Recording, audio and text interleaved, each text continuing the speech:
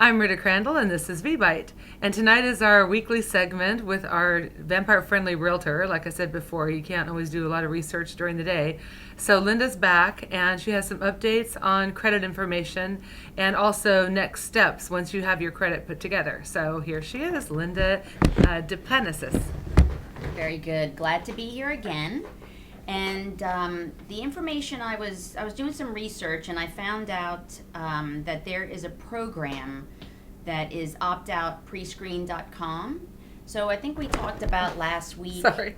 Yeah, and she's got half my face. That's okay, because I am a little scared. We do have a little light in here. Okay. So pretty much you can opt out of your people sending you, because there's a lot of credit cards that will automatically send you information of a special deal that you want. This opt-out or opt-in program, if you opt out for getting those special offers, you can opt out for 5 years, which is nice. You could always find the best deal for a credit card online. So if you want to, you could do that. If you do have an interest to check on this, it is optoutprescreen.com. And Okay. and then one other thing is we're talking about, I know today we're going to talk about mortgage companies and how to apply for a loan. And I got a text message today that basically for an FHA loan, your credit score can be 530. So That's really amazing. it is totally amazing, because usually I think the last was 620 or 640. Yeah, So it's dropped down considerably. Now, granted, anything below 580, you have to have 10% down. So just remember that.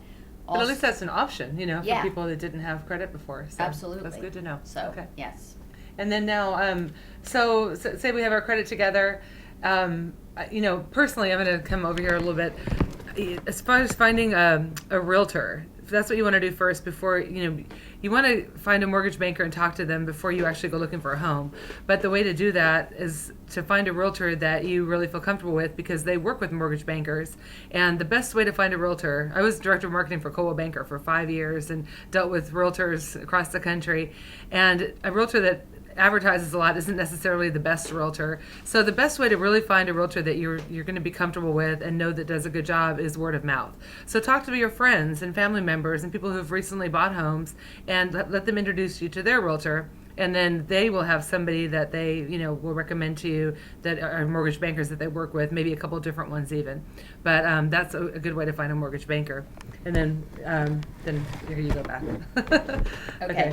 All right. So once you find a realtor that you like and feel comfortable working with, one little side note, they will give you an agency disclosure to sign that they actually work for you versus the seller if you are buying a property.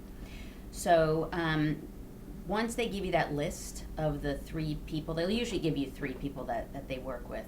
So just remember to call on them, and they will actually help you and look through your finances and let you know what's the best route to go. So a lot of them are going to tell you to have a separate savings account, and that's probably the best way to do it. So, they're going to ask for 2 months.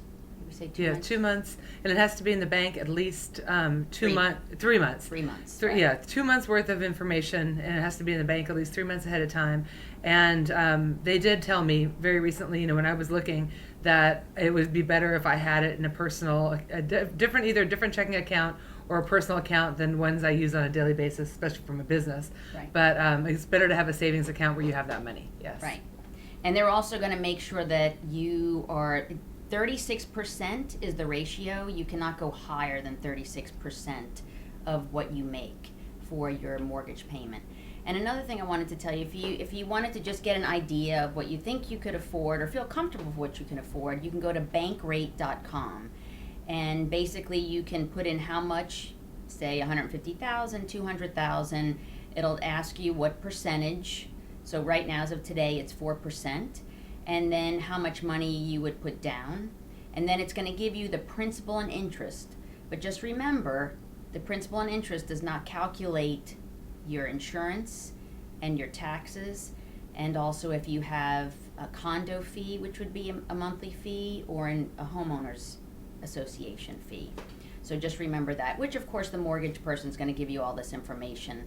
So once you get pre-approved through a mortgage lender and the realtor takes you out and they tell you, okay, you can afford 200,000 and you're going to put, whether it's 20% down.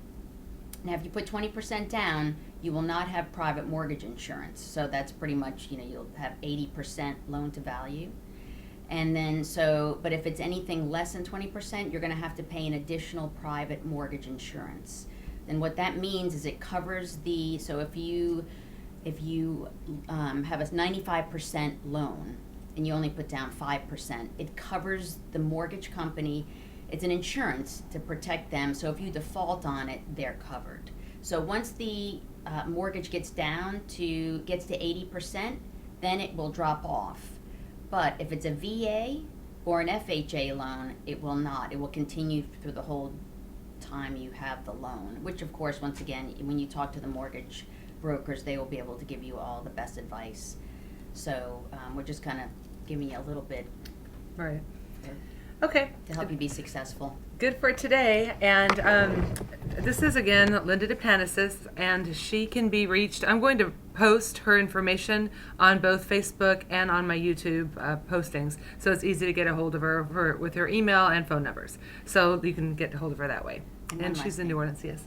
And one last thing I would say, what's also good is to have all your financing and everything prepared and go with a mortgage broker, is because once you are pre-approved, when you go with your realtor and find the home of your dreams, you will be able to, the sellers right now are going to want a copy of your pre-approval. So if there's 5 offers on this one house and you have the pre-approval letter, they're going to choose you before someone else because you already went through the process and is already moving forward on getting pre-approved for your loan. So that would be much better.